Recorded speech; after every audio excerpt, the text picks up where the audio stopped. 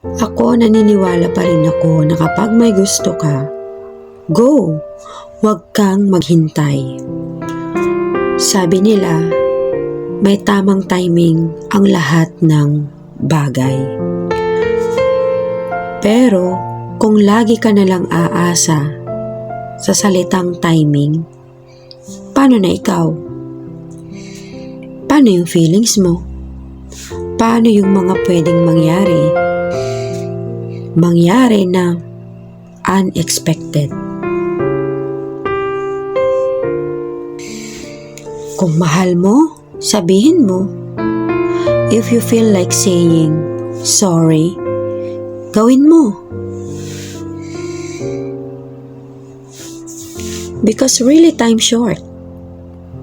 Wala na tayong magagawa dyan. Yan ang bagay na hindi natin kontrolado. Ang orasan, hindi mo pwedeng iikot pabalik dyan.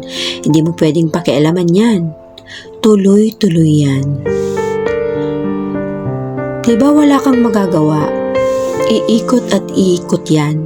Dediretso at dediretso ang oras. Ikaw, nasaan ka sa pagdiretso mo?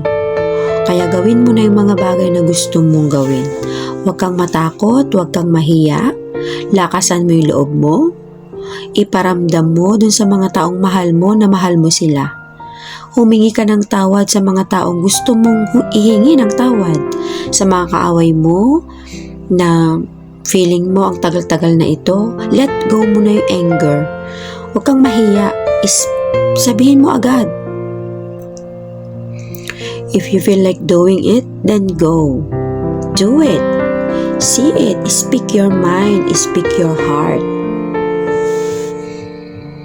Gawin mo habang may oras pa at may pagkakataon ka.